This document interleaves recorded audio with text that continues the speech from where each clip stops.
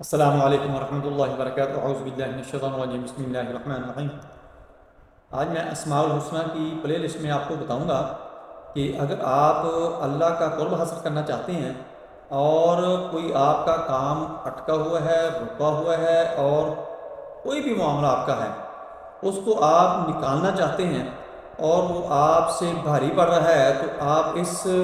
اسم کو پڑھنا شروع کر دیں۔ یہ اللہ کا نام ہے، انشاءاللہ اس سے آپ کو ایک تو اللہ کا قرب حاصل ہو جائے گا، ایک آپ کی جو بھی کوئی مہم رکی ہوئی ہے، آپ کا کام رکا ہوا ہے، وہ سارے کا سارا انشاءاللہ کلیئر ہو جائے گا، اور آپ کو پتہ بھی نہیں لگے گا، آپ کو محسوس بھی نہیں ہوگا کہ یہ کام کیسے ہوا ہے، لیکن اللہ کی نام کی برکت کی وجہ سے انشاءاللہ، اور آپ کی توجہ کی وجہ سے، آپ کی یہ ذکر کی وجہ سے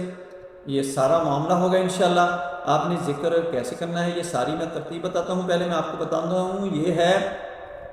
یا کبیر، یہ اسم جو اللہ کا نام ہے، اس کا نام ہے یا کبیر۔ اس کا معنی ہے سب سے بزرگ، اس کی خاصیت جلالی ہے، اور اس کا برج جو ہے وہ عقرب ہے،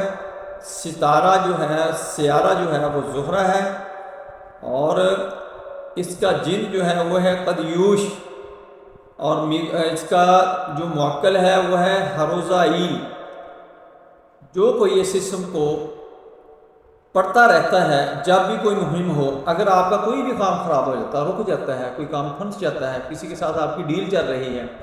کسی کے ساتھ آپ کا کوئی لین دین ہے وہ رک گیا ہے راستے میں آ کے، کوئی اختلاف پیدا ہو گیا ہے، تو آپ نے اس اسم کا ذکر کرنا شروع کر دینا ہے، یا کبیرو یا کبیرو،